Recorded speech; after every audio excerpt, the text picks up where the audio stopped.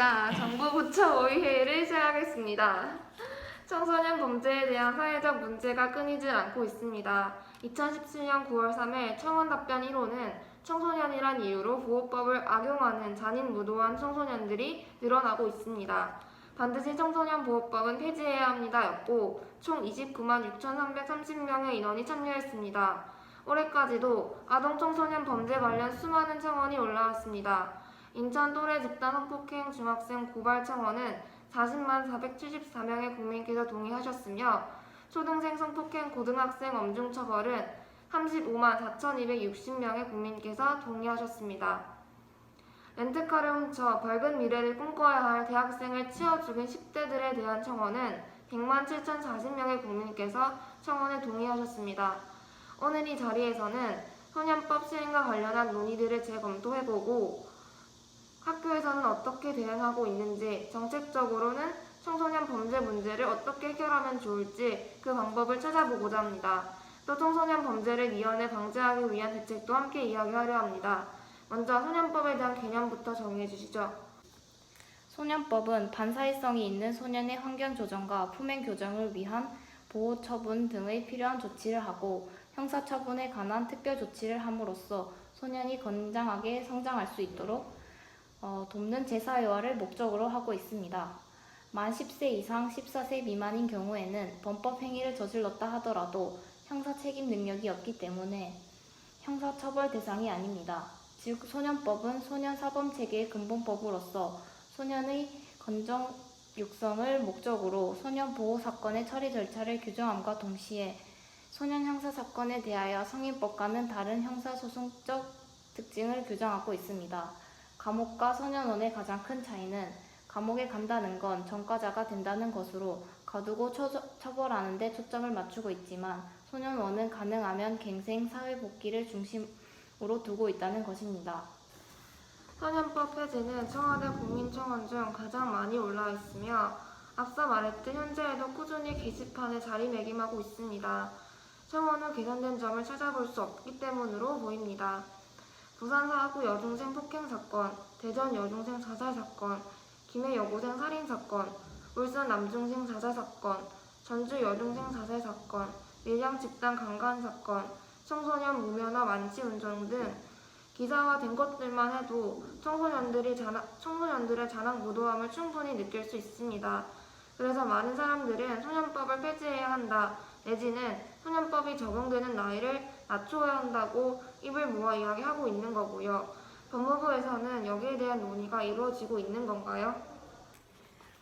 저희 법무부는 독일이나 다른 일부 국가들 역시 우리와 똑같은 방식으로 이루어지는 것을 감안할 때 국제적으로 우리나라 법상에서는 문제가 없습니다.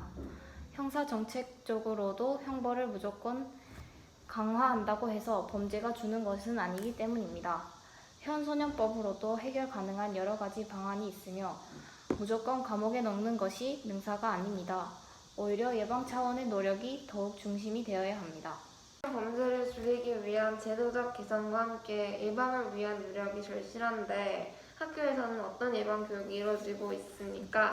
청소년 인성교육을 위해 끊임없이 연구하고 노력하고 있습니다. 교육부 장관 소속으로 인성교육진흥위원회를 두고 위원회가 심의한 사항을 집행하기 위하여 인성교육진흥과 관련된 조직, 인력, 업무 등에 필요한 사항은 교육부령으로 지정하고 있습니다.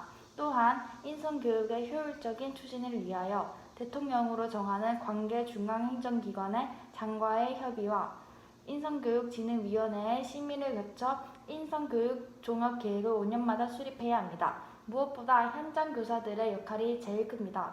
소환초등학교는 교육부 언어문화선도학교로 지정돼 매월 학생, 교사, 교직원이 다 함께 존중어를 사용하는 날을 정하여 님이라는 호칭을 사용하고 있다는 선례가 있습니다. 저학년의 경우 존중어를 사용하는 것으로 상대방의 인격을 존중하고 말과 행동을 함부로 하지 않는 긍정적인 효과가 있었습니다.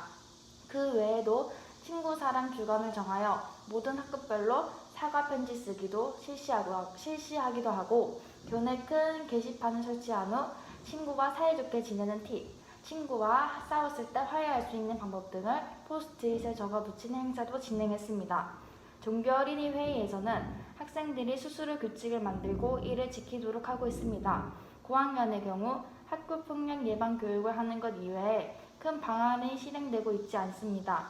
이에 캠페인을 통한 학교폭력 경각심을 알리기 방안 등이 제시되고 있습니다. 또한 학교 사회복지사가 배치된 일부 초중고등학교에서는 다음과 같은 상담 프로그램을 진행합니다. 첫 번째로는 학생 및 학부모 대상 교내 및 가정방문 등 개인 상담을 진행하고, 두 번째로는 성향 분석 및 또래 성향 이해하기, 역지사지 집단 상담 등 집단 상담을 진행합니다. 또한 1차 검사지 검사를 통한 위험군 학생 발견, 2차 대면 상담을 통한 위험군 학생 파악, 3차 병원 진료를 통한 집단 및 치료를 목적으로 하는 학생 심리검사를 실시하기도 합니다.